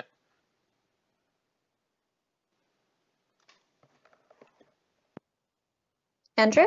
Oh, hello? I thought I I lost you. don't Oh, I don't know what happened. That's odd. it must be a Mercury Um, retrograde glitch. Did you hear everything that I said, or I did. I could hear you fine. I don't know why it went silly, so I'm sorry. I don't know what happened. But when I look at what this gentleman is saying and how the energy is going on, in one of my encounters, they did show me a lot of the different planets being represented by um, different, almost like not quite different sacred geometrical patterns, but almost different vibrational colors coming out of them. And when I asked them to explain to me more about the elements that were in place here, they explained how around our planet in particular, there appears to be numerous different grid layers that are being turned off and different ones turned on, and how we are going through almost like the Earth's chakra system is being better activated to have more light coming out of it, which I think is interrelated to what this gentleman is talking about. When the guides and the beings that I work with have talked about the future, they explain to how we're having these different energies coming around us, how we are moving towards more of a Merkaba type system around our planet, how it's actually taking off a lot of the previous almost like vibrational blockages that were over a lot of the ley lines and over top of the different points of position, because they keep showing that that had to be realigned and readjusted. That is one thing they've talked about, but I've never thought to ask them more about that because they've normally fixated on other things much more in depth. Sorry. that's cool. And good thing I didn't lose you there. Again, Mercury retrograde. Got to work through it. Got to work with it. Um, Mhm. so, looking at your other things here in the videos and all, which are worth talking. Okay, hybrids and star seeds. One of the popular videos you've done. I'd like to compare and contrast what hybrid and star seed is, and thing about hybrid. Better not mention the name, but I have been accused of possibly being a hybrid. I once overheard someone in a conversation say, I'm having a tough time figuring Andrew Fisher out. I think he may be a hybrid, and well, it was funny how I was able to get back to them and tell them that I heard that and what made them think that I was a hybrid. But what, in the strict sense of the word, what is a hybrid? And can you explain them, and also what star seeds are? And yeah, compare and contrast hybrids and star seeds. I was afraid I lost you. Yeah, I must have lost you. I Oh, I don't know what's happening. I don't know why it oh, keeps doing that. it it might just be a sabotage or Mercury retrograde glitch. Well, what did you hear I everything I said though? I did. I heard everything. Yeah, I was kind Um, of concerned maybe you lost you because you usually chuckle or giggle when I say something, and then I wasn't hearing that, so I was kind of concerned I lost you. But whatever the case may be, why don't you give your take on of hybrids course. and star Well, seeds? Andrew, one thing that that I've noticed in regards to this is a star seed is someone whose soul is not from the planet Earth. Their soul is from a different dimension, a different um, planetary star system, and normally they will have at least one star system that they heavily resonate with. You could have someone resonating with two or three star systems, depending upon where it is they've spent a lot of their soul's time. For instance, with star seeds, you might find that you're more drawn to the Pleiades. You might find you're more drawn to the Orion star system or the Arcturians or the Procyon star system. It really doesn't matter which one. The simple fact of the matter is you're only recognizing part of where your soul has been on a previous incarnation or multiple incarnations. And although it's wonderful to know that, it is in essence really no more important to recognize where you've lived off planet than it is to recognize that I've had lives in ancient Egypt or ancient Greece or ancient Asia or wherever the heck it is you've been. It's just another small component of where you have been previously. A lot of those characteristics and personality traits may still carry forward, though, with star seeds, and they may bring those tendencies into this lifetime. So when we look at the hybrid aspect, though, a hybrid is someone who typically if you look at hybrids, you have to look at hybridization.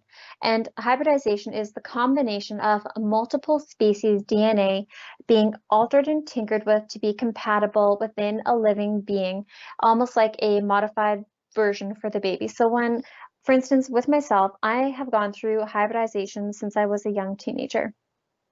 And with hybridization, I have encountered numerous types of beings and have had my DNA combined with theirs to make children of different genetic compatibilities. Some of my hybrids appear to be more reptilian, some appear to be more gray, some appear to be more Arcturian, some appear to be very human in appearance. So it really depends on that component. Whereas with hybrids, you also have to take into consideration people such as yourself and myself would also be considered hybrids in a sense because we can have more activated extraterrestrial and multidimensional DNA being present within the body despite having an earthly incarnation. So what that would mean is that your parents would have gone through a form of orchestrated relationship.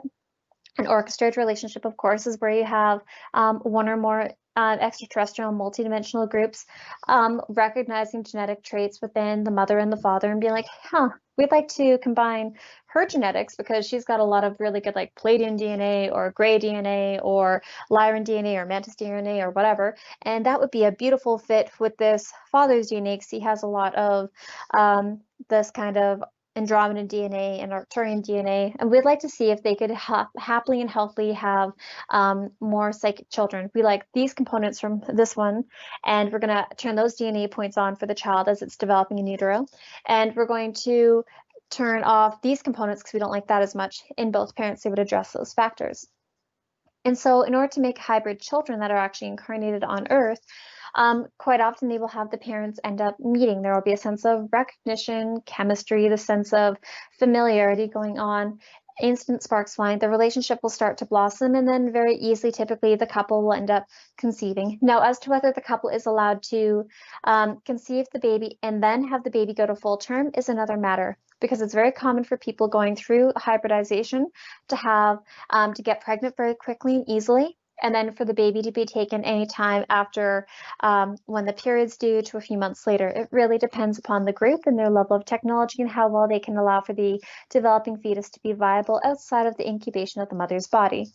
And so for when the fetus is allowed to come into the body and be and to stay within the mother's body until the end of the gestation, that is when you get hybrids such as yourself and myself, which ends up resulting in people having more clearly distinct extraterrestrial and multidimensional features, typically very either piercing eyes, high cheekbones, high forehead, could be more of the reptilian ridge on the eyes, could be more of the mantis-shaped head or more of the cone head type head. It could have more like larger nose or smaller nose. It really depends upon the genetic structure of what is being activated, as well as what is the combination of extraterrestrial multidimensional genetics in place within the parents, as well as what is being added. So that would be the most common way in which I could more easily describe the difference between a hybrid versus a starseed. A starseed could be comprised of more, I don't want to say human DNA because everyone on this planet contains a lot of DNA that is extraterrestrial, multidimensional, but it may not be necessarily as activated in more standard humans at this time. Thank you, thank you. Another video I'm seeing here, how to ask angels and spirit guides for help. Mm-hmm. Now, first of all, when we're trying to make sense of what angels and spirit guides are, Mm-hmm. spirit guides, first of all, Cryon, in an interview, or talk, I should say, a lecture that he did, he explained that spirit guides should actually be thought of as a part of you that separated from you as you incarnated into a human on this planet. The soul essence divided Mm-hmm. of you, and the spirit guides um, separated from the body that is you now as a human, which I guess makes sense given that everybody is infinite. Everyone and everything is everything that is, was, and ever will be, as space and time are illusions. Therefore, it stands to reason that a spirit guide would be a part of you. However, when it comes to the idea of angels and archangels, um, is it really slightly different there in regards to saying that they should be thought of as a part of you?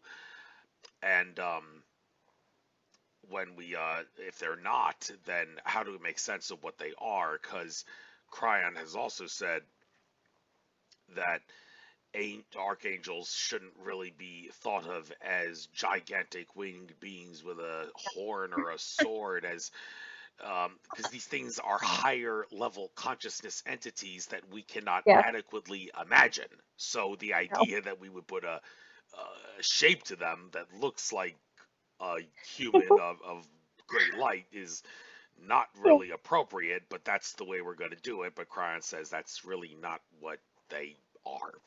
So, in regards to understanding spirit Mhm. guides, how they are a part of you, and angels, are they also a part of you?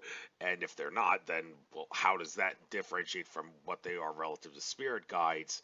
And how do we make sense of making a shape and a form to these higher level consciousness entities that we can't adequately imagine in Of our course. reality? Yeah, I understand that.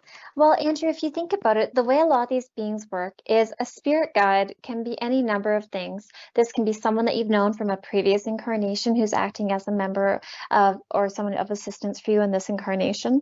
So, for instance, you and I could have had lifetimes together in, let's say, ancient Egypt. And in that lifetime, we could have been dealing with either the priest caste or the priestess caste or anything like that. And in this lifetime, you could be agreeing to help wake up humanity, in which case I could act as a spirit guide to you, helping you to remember the components and things that you learned in that lifetime and bring that knowledge forward to be once again implemented into society. So, in essence, they could technically be a part of you, but they can be very diverse. You can have a whole range of different beings acting as spirit guides. You can have a lot of the multidimensional beings acting as a form of familiar or a guide to you, but it doesn't necessarily work in the way people are anticipating. Are the angelic beings we work with, a lot of them we work with from death or from birth until death, and even after death in the post-life review to really understand what we did, where we could have done better, things of that nature. Whereas spirit guides, we do have some that are with us from the time we're born till we die, but very commonly we can have guides coming in depending upon if we're going through major life events. For instance, if you are going to be going to university, you could have guides coming forward to help you at school. If you're going to be going through a transition where you're going through big life changes, like getting a completely different job in a different field, you could have guides coming forward to that. Dealing with legal matters, have guides coming forward to help you with legal matters. Having a baby, starting a relationship with someone that you have karma with, you can have a mutual guide that you share with that person. Things of that nature are fairly common.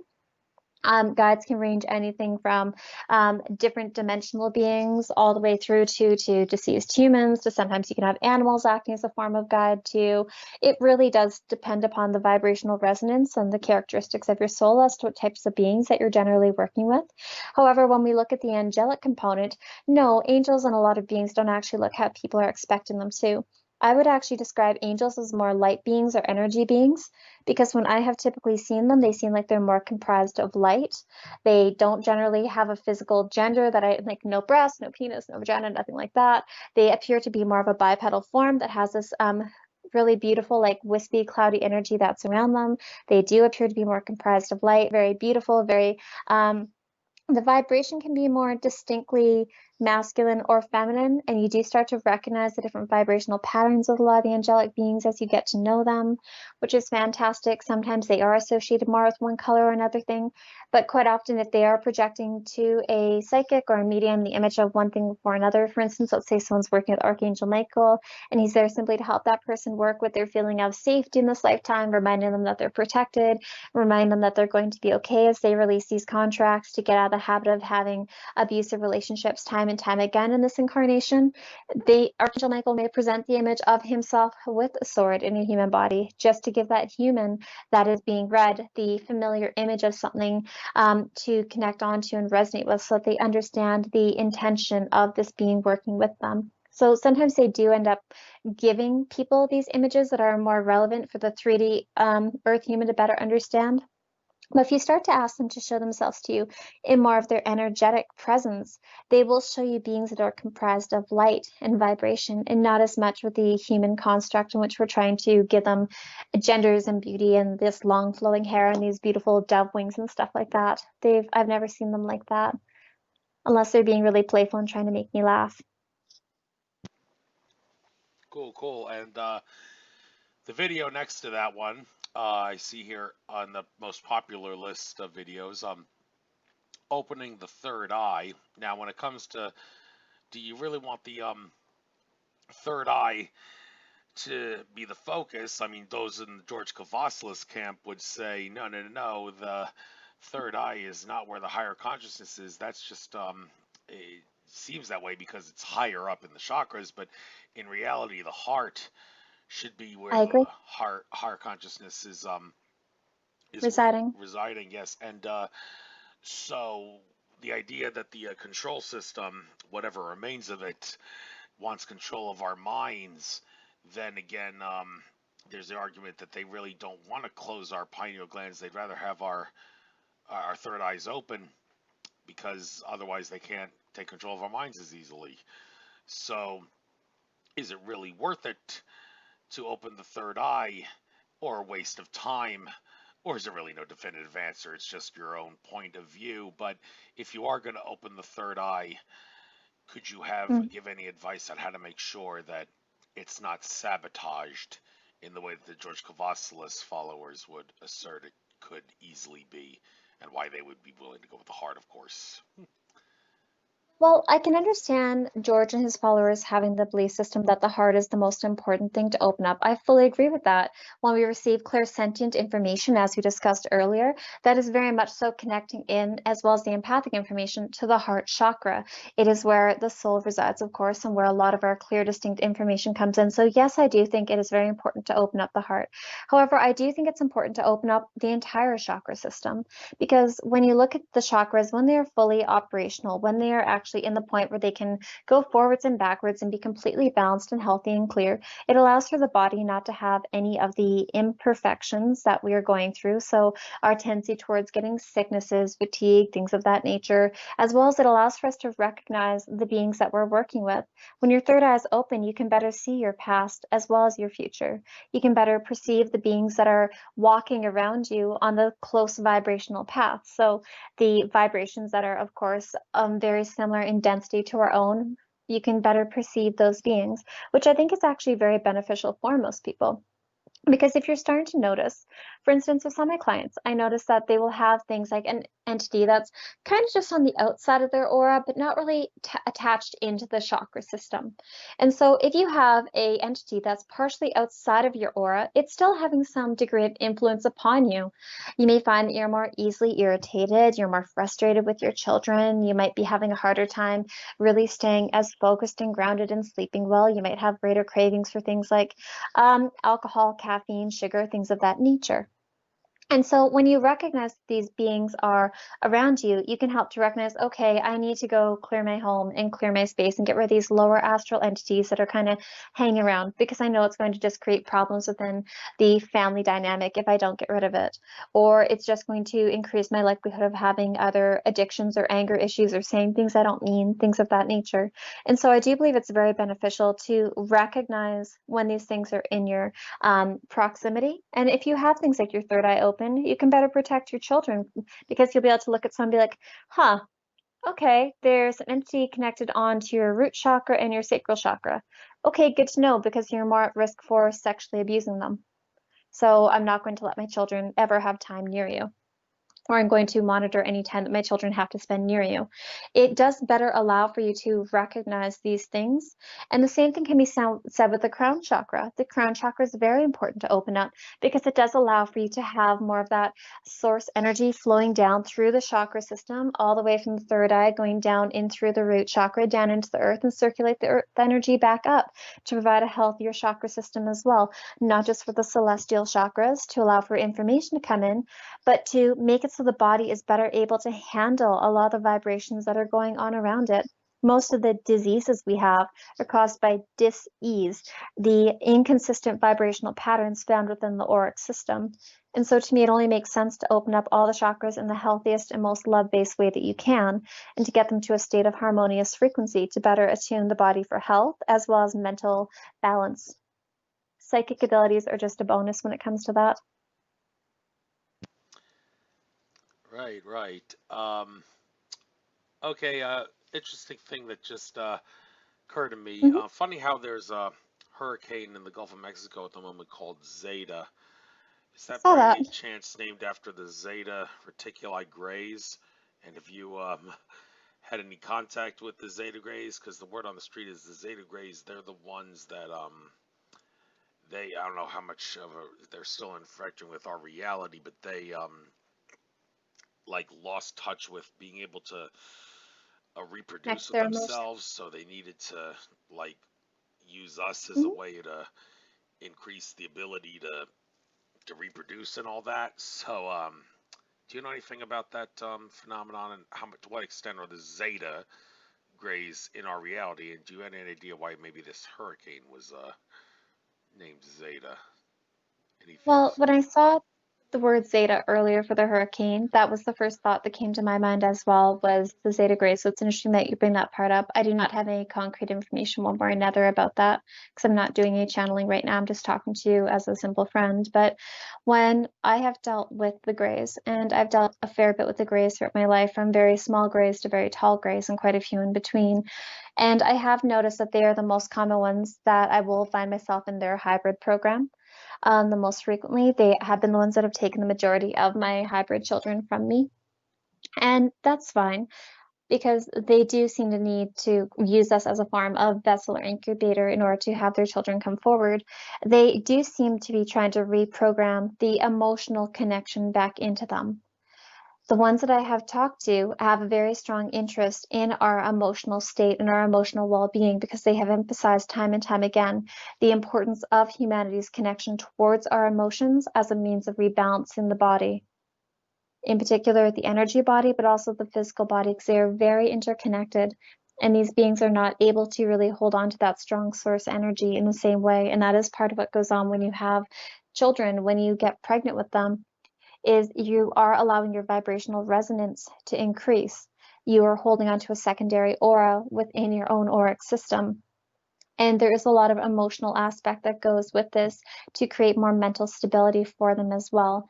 If you are void of emotions, then you're preventing yourself from really accessing quite a few vibrations, in particular ones that are connecting you to the heart. And of course, because the soul with humans in particular, our soul is residing behind our heart. I think that is part of the reason why these Greys have us within their hybrid program quite often, is because we have such a strong connection to our heart chakra in particular. And that is part of why we've been deprogrammed away from the heart. That is one thing I've noticed. Mhm. Yeah, it makes sense. So, but getting back to the clone phenomenon, here you have a few videos here about it, talking about how the uh, Greys interact, deal with clones and whatnot. And well, when we're Mhm. talking about the human clones on Earth, I remember when I interviewed Benjamin Fulford, he made the very radical assertion that a lot of our the political and corporate leaders that we're seeing on TV are not the original leader. All the basic political and corporate leaders, the genuine ones, the real ones, they're like basically sitting in their homes, like basically trying to live the high life and get in touch with reality and learn to be maybe attain higher consciousness, while some empty vessel clone is actually the one that's doing all the talking on the TV, and we're being suckered and played for a sap. It's a very bold assertion. Um, I've also heard uh, Henry Kissinger, among others, was a prominent globalist figure who was cloned at least once. Makes you wonder if that Mhm. clone that told Donald Trump in 2017, "Do what my means and I tell you to do, or else you and your family will be dead." And he did tell Donald Trump that in 2017. Ted Marr told me that at the at a conference I ran into Ted at. That is the weak link in Trump's chain that may be preventing him from being the great president that he wants to be. And I'm sure he wants to be a great president, but he's not free from Mhm. malevolent influence. So this idea of clones interacting with Earth and being someone who has psychic abilities, is it possible to communicate with a clone at an ethereal level, or are they, because they're an empty vessel, and in some cases an empty vessel being sabotaged by a reptilian or archonic entity? Um, is there really any life in them, if you will, if you get what I'm trying to say? And is there any truth to what Benjamin Fulford says, do you think? That many of our political leaders, the real genuine ones, they're not there. They're basically like relaxing in their homes now, waiting for the shift to happen on Earth, while some clone of theirs is doing the speaking in the public arena. Any comments? Oh, did I lose you again? Oh boy, it looks like I just lost you again. Wow, talk about... I want to know why this keeps dropping. Maybe because I'm talking about sensitive stuff and they don't want this out there. I don't know. Or it's just Mercury retrograde. Either that or Mercury retrograde. It's got to be, or a combination of both. Who knows? But That's okay. it leaves you wondering, I do agree with that's fair. I agree with part of him where they are using clones. Do I believe it's a clone every time? No, I beg to differ about that. Do I think psychics could better tune into a clone to get a strong resonance and get ideas or information about the situation? I believe a remote viewer could better perceive the psychic information about what's going on with the clone than a clairvoyant. And the reason why I feel there's a difference is a remote viewer can see what's going on around the clone, what the clone is saying in the past, the present, the future, whereas a clairvoyant is tapping into the auric field and the guides associated with that energy. They'd have an easier time talking to the human, not the clone, because clairvoyants are looking at the vibrational frequency more so than the remote viewer. There's a very distinct vibrational difference there. I don't believe it's clones all the time. I really don't. I do agree that they are using them quite a bit, especially in more risky situations, to better be able to protect, in one essence, their assets. I have seen quite a few clones in my lab situations as well as on craft, but the majority of clones that I've seen on an extraterrestrial multidimensional level have been greys, not as much with humans. And on more of the my lab situation, it has been more assets where I've seen 2 or 3 bodies that look like it's the same person's body over and over. More things of that nature. So yes, I do believe they are doing cloning, but I don't think it's as cut and dry as what this gentleman believes. I think it's a bit more complicated. yes, so many of the answers regarding that are not things that are easily attained unless you're a remote viewer, or of course you pass away and learn all the truths on the other side that you weren't able to learn as a human. But that's a long way for many of us, so let's enjoy the human life while we can. What else is there to discuss here? Okay, seeing the aura of a tree. I think that's something Yeah. worth talking about. One of the popular videos here. 2 years ago it was uploaded. But in general, what colors are most prominent with trees? One would think it would be green, but no, that's on the outside. You said don't judge a book by its Yeah. cover. Don't judge a aura by its physical essence, if you know what I mean. So, what what are the auras of a tree? How do you better see them? And Sure. what does the color of a aura tell you in relation to the species of the tree? Well, it really depends on a few different things. With trees, what you want to do is I find that it's best to have one lone tree off in the distance or having the treetops being something you can more easily look at. You don't want to look in the direction of the sun. If the sun can be either behind you or off to the side, that would be easiest. You're going to want to choose a day when it's either completely gray overcast or the soft blue coloring of the sky, because when you have it being a completely blank palette in front of you, it's more easily to discern the auric colors. I recommend sitting down somewhere comfortable and make it so your arms and your legs aren't crossed, relaxing your eyes so you're at that point where you're zoned out like you're in a really boring class in school, but staring in the direction of the tree, and start doing very simple breathing exercises where it's just very relaxing breaths, nice deep breaths. And as you're breathing, keep your overall focus in the direction of the tree. What you'll start to notice at first is a general haze coming around the tree. You might notice it at the top or at the side at first. Keep breathing, and as you keep doing this over the course of a few minutes, you'll start to see the coloring coming forward. Quite often with trees, it depends on the location that they're in. When trees are in a very large forest, I've noticed that quite often they do have very pink auras, very soft, very gentle, because they're more heart-based, they're more focused on their own. Trees that are individual tend to actually have a weaker aura and less auric coloring than trees that are living in a cluster or group. And I think it's because the trees have an interconnection with their root system where they're sharing energy, resources, and also telepathic information. Trees are a very social creature, which may come as a surprise for most people, but a lot of plants are. And when you're looking at trees that are somewhere that is actually unhealthy, for instance, if you find a tree that is living in a downtown city where it doesn't have a lot of hours of sunlight directly overhead in its view, it'll have a much weaker aura than a tree that is located in the forest, in the woods, or a tree along the ocean, because those trees are more connected to the natural energetic and rhythmic cycles of the earth, and they're also getting a lot of more direct light. So those trees have a much better auric field. Trees that are living in forests have healthier auras overall than trees that are living in deserts, and larger auras as well.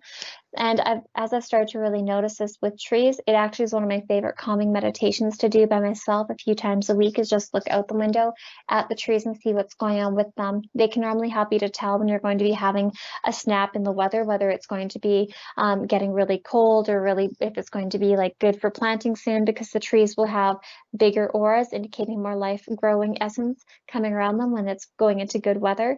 Whereas when it starts to get really cold soon, the auras of the trees seem to wrap around themselves more, as though the energy body is being pulled in for the life essence conservation on top of the resources that they're having on a 3D level.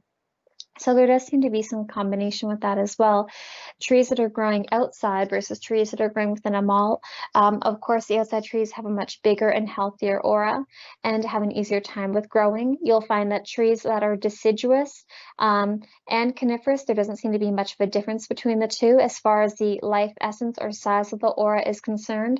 However, I have found that a lot of the older trees tend to actually have larger auras than the newer trees, and this isn't purely based upon size. It seems like there's an easier life essence kind of like component coming forward with the older trees as well, as though they have more control over their aura and they're more established energetically.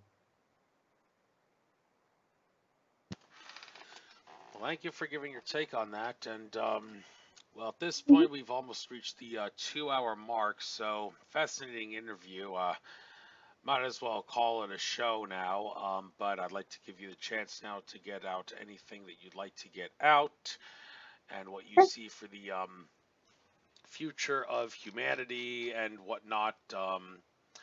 And there was a recent video you did, following signs and synchronicities to experiences. I'm sure that we're going to be seeing all kinds of signs and synchronicities increasing in this time of great awakening, even though there's a lot of things going on in the world that's not so pleasant. In my neck of the woods, in the Philadelphia area, there's that police killing that has resulted in a lot of riots, and it's not particularly pleasant in terms of here in regards to the vibes. But you have to think things are going to change for the better at some point. And Well, what do you have to say? Why don't you I close us out here? Anything you like. Okay, Andrew. Well, thank you so much for having me. I definitely enjoyed myself. One thing I just wanted to say is the guides have explained numerous times and times again that what we're going through right now is birthing pains. They explained that our old system, our way of being, had to collapse. It had to really change the way it was going. And that although things are really complicated and painful right now, they keep reminding us that things are going to be getting easier and better in the future, that we had to break down the system to get to a new place of being, one that's much healthier for everyone involved. I would definitely say that anyone who wants to get in touch with me, please feel free to either email me or check out my YouTube channel. Those are probably the easiest ways to get in touch with me. When I look at the things that are going on in the world right now, the one thing that the beings have explained time and time again is they said that we're in for an interesting couple of years. It's going to be very frustrating and challenging a lot for most people between now and 2022.